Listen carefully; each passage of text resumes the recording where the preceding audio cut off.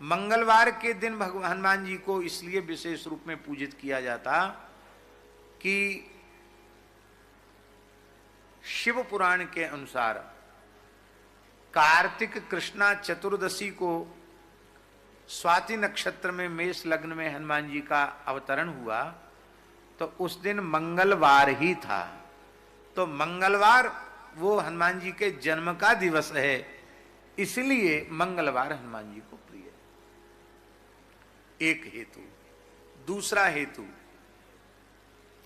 पूज्य बक्सर वाले महाराज जी ने लिखा है, देख सिंदूर बिंदु सिय भाल, किए नज तन सिंदूर से लाल, निरखी हंसी रघुबर भय निहाल, आपकी जय हो जय हो जय हो। अंजनी पुत्र पवन सुत वीर, आपकी जय हो जय हो जय हो। बाबा किशोरी जी एक दिन श्रृंगार कर रही थी, तो भोले भाले हनुमान जी इतने बड़े विद्वान हैं, ज्ञानिनाम अग्रगण्यम बुद्धिमताम वरिष्ठम, और भोले भी बहुत हैं। बोले माता जी ये रोज रोज क्या करती यहां लगाती? आजकल तो माताएं सिंदूर धारण नहीं करती हैं, एक अलग से कोई केमिकल वाला आता उसी को यहां लगा लेती हैं। लेकिन हम बता रहे हैं आपको विधान, जिससे सौभाग्य की वृद्धि होती। शुद्ध विशुद्ध सिंदूर वेद लक्षणा भारतीय देसी गाय के घृत में मिश्रित करके तब यहां लगाना चाहिए। ये रोली ओली जो भर लेती वो नहीं, वो ठीक नहीं है। सिंदूर, विशुद्ध सिंदूर, बिलोना वाले गाय के घी में उसको मथ करके तब यहां लगाना चाहिए। ये विधान है, ये रोली ओली रंगने का विधान नहीं है। तो श्री किशोरी जी सिंदूर ऐसे धारण कर रही थी। हनुमान जी ने भोलेपन से पूछा, माता जी रोज रोज क्या करती हो, इससे क्या होता है? पहले किशोरी जी ने कहा, बेटा हनुमान ये सौभाग्यवती माताओं का चिन्ह है। अरे इससे क्या होता है? तो बोले इससे श्री तुम्हारे जो प्रभु है ना श्री रघुनाथ जी, उनके सुख सौभाग्य की वृद्धि होती है। अब वो प्रसन्न होते हैं। बस हनुमान जी तो बहुत प्रसन्न हो गए। इतना सा घी सिंदूर लगाने से सरकार का इतना सुख सौभाग्य बढ़ता है, इतने प्रसन्न होते हैं। तो हमको तो यही चाहिए कि इनका सुख सौभाग्य बढ़े और ये राजी रहें, प्रसन्न रहें। तो महाराज भंडार घर में चले गए, जहाँ गोदाम था पूरा सिंदूर का। गैया के घी की तो कमी नहीं, शायद किसी बहुत बड़े हौज में घोल लिया होगा अथवा किसी परात में मथ लिया होगा, और मस्तक से लेके चरण तक पूरे में घी सिंदूर लगा के। और हनुमान जी को ये सब करने में थोड़ा समय तो लगा, तब तक सरकार पहुंच गए दरबार में।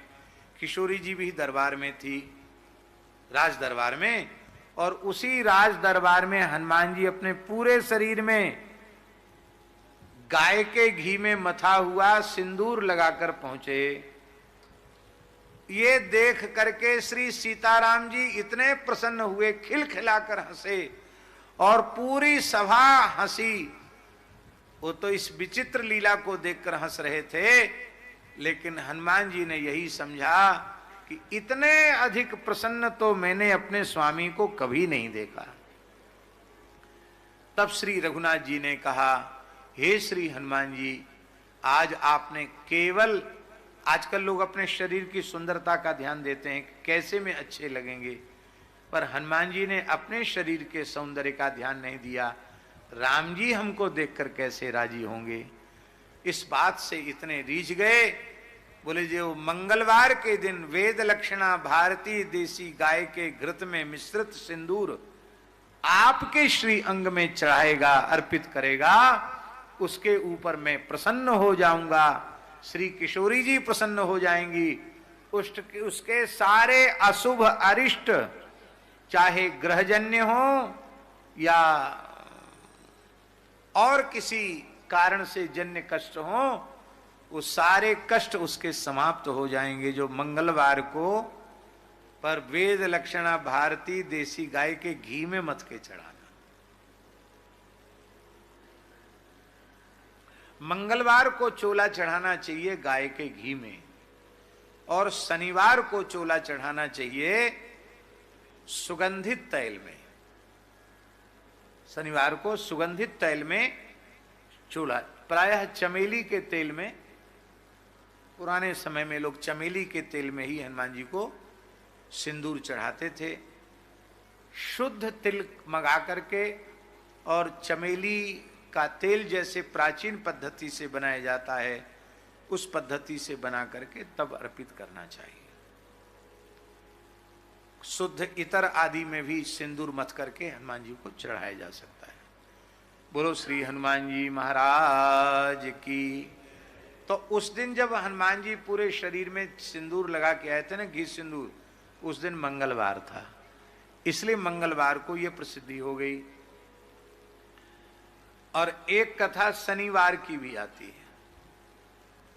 ये शनिवार हनुमान जी को शनि ने दे दिया, अपना बार हनुमान जी ने शनि को दे दिया। एक दिन श्री शनिदेव, सूर्य पुत्र शनिदेव, वो श्री हनुमान जी के पास आए। हनुमान जी ने कहा, कहो महात्मन कैसे आए? बोले हम आपके गुरु पुत्र हैं, आपके गुरु सूर्य नारायण हैं, उनके हम पुत्र हैं। कहिए क्यों आए हैं? बोले हमको जानते पहचानते हैं आप?